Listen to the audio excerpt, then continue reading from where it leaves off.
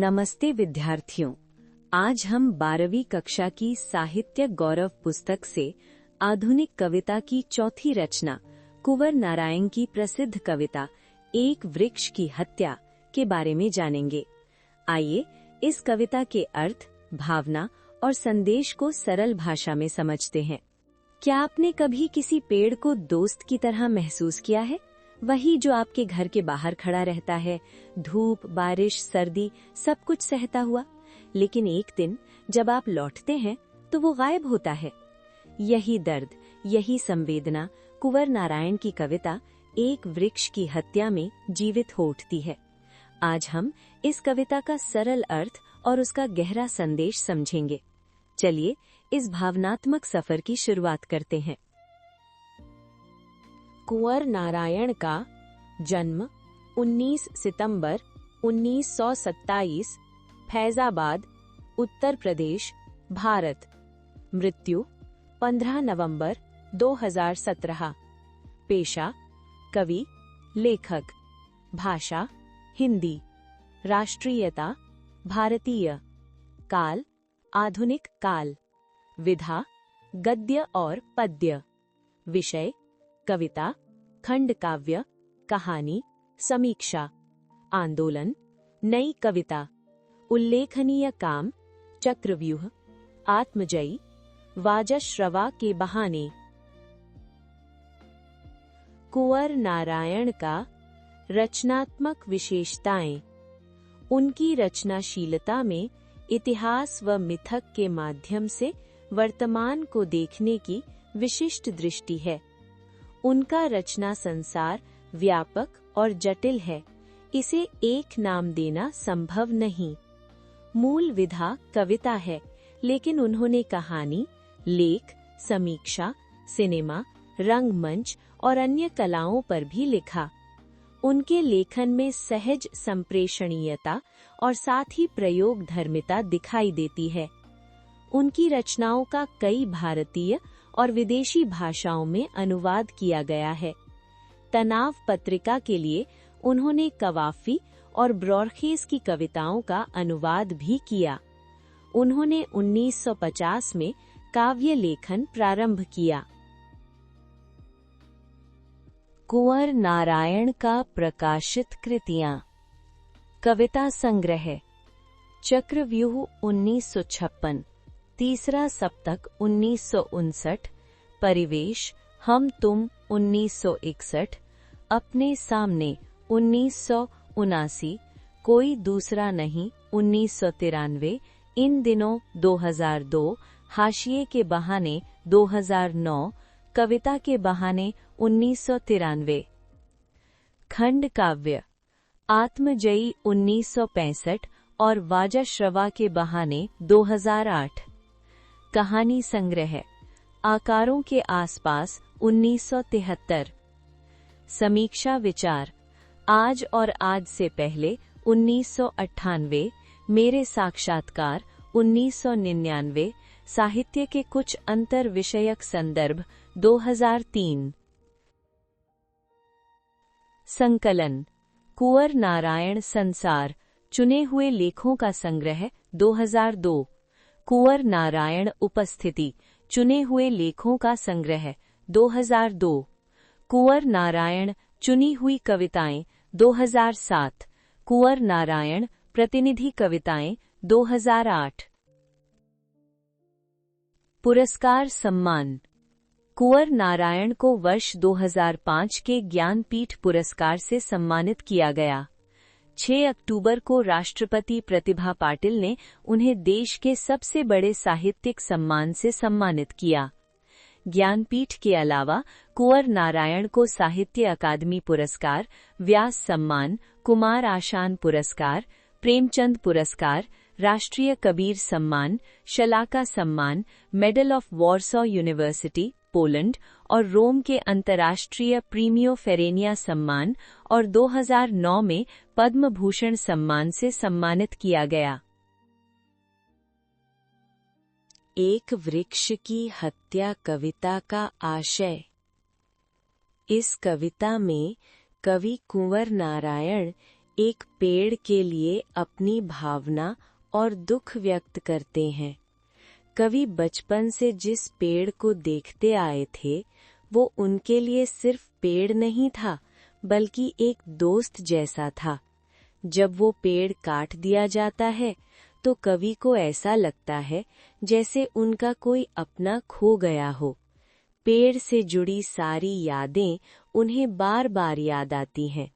कवि ये बताना चाहते हैं कि पेड़, नदी, हवा और जंगल की रक्षा करना केवल प्रकृति की रक्षा नहीं है, बल्कि ये मानव की भावनाओं, यादों और रिश्तों की रक्षा भी है।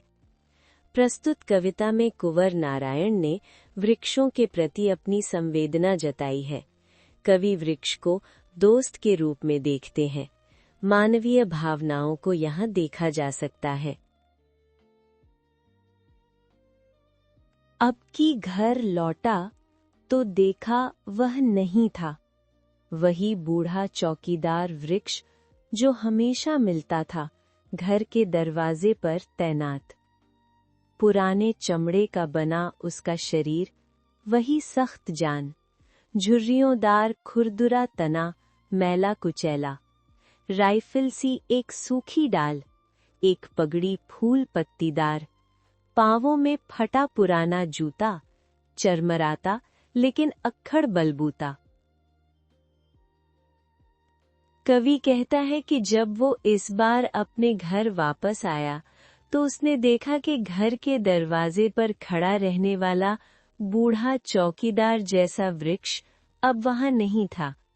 वो पेड़ कई सालों से दरवाजे पर खड़ा रहता था, जैसे कोई पहरेदार हो। उसके तने पर झुर्रियां थीं, उसका शरीर पुराना और खुरदुरा था, जैसे बहुत पुराना चमड़ा हो। उसकी एक सूखी लंबी डाल राइफल की तरह दिखती थी, और उसका पत्तों फूलों वाला सिर यानी मस्तक किसी पगड़ी जैसा लगता था। नीचे उसकी जड़ों को कवि फटे पुराने जूते जैसा बताते हैं, जो चलते समय चरमराते थे पर फिर भी मजबूत थे। कवि को समझ नहीं आता कि वो पेड़ अचानक कहाँ चला गया। उसकी कमी कवि को महसूस होती है। धूप में, बारिश में, गर्मी में, सर्दी में, हमेशा चौकन्ना अपनी खाकी वर्दी में। दूर से ही ललकारता कौन, मैं जवाब देता दोस्त, और पल भर को बैठ जाता उसकी ठंडी छांव में। दरअसल शुरू से ही था हमारे अंदेशों में कहीं एक जानी दुश्मन। कवि कहता है कि वो पेड़ धूप, बारिश, गर्मी और सर्दी हर मौसम में हमेशा पहरेदार की तरह खड़ा रहता था, जैसे उसने खाकी वर्दी पहन रखी हो और हमेशा चौकन्ना रहता हो। दूर से ही वो मानो आवाज लगाता, कौन है? कवि हंसकर जवाब देता, मैं हूँ, तुम्हारा दोस्त, और फिर थोड़ी देर उस पेड़ की ठंडी छांव में आराम से बैठ जाता।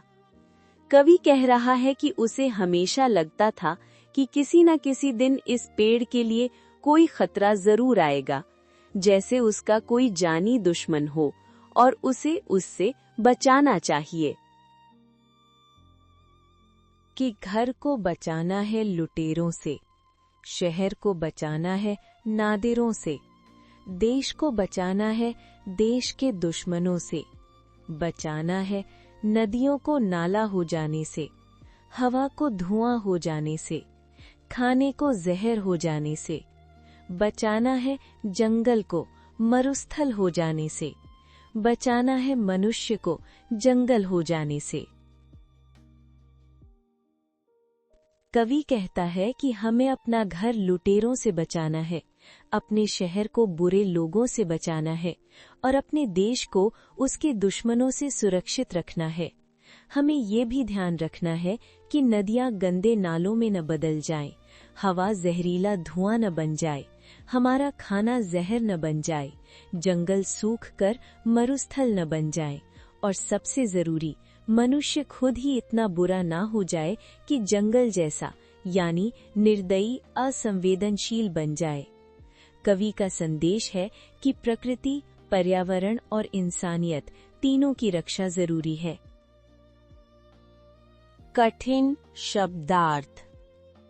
तैनात यानी नियुक्त, सख्त यानी कठोर, खुरदरा यानी जो चिकनी सतह का न हो, अंदेशा यानी संदेह, नादिर यानी आतंकी और लुटेरा, तबाही मचाने वाला, मरुथल यानी मरुभूमि। विद्यार्थियों, इस कविता से हमें ये सीख मिलती है कि प्रकृति सिर्फ हमारे आसपास नहीं, हमारे भीतर भी बसती है। आशा है कि एक वृक्ष की हत्या का ये सरल और भावपूर्ण विश्लेषण आपको पाठ को बेहतर समझने में मदद करेगा। अपनी पुस्तकों से आगे बढ़कर प्रकृति और जीवन की इन गहरी सच्चाइयों को भी महसूस करें। एक पेड़ सिर्फ छांव ही नहीं देता, वो यादें देता है, सुरक्षा देता है और हमें जीवन जीना सिखाता है। कुंवर नारायण की एक वृक्ष की हत्या हमें याद दिलाती है कि प्रकृति को बचाना दरअसल खुद को बचाना है। अगर आपको ये वीडियो पसंद आया हो तो इसे लाइक करें, शेयर करें और ऐसे ही अर्थपूर्ण कविताओं के लिए चैनल को सब्सक्राइब जरूर करें। मिलते हैं अगले वीडियो में। तब तक पेड़ों को बचाएं, प्रकृति को बचाएं।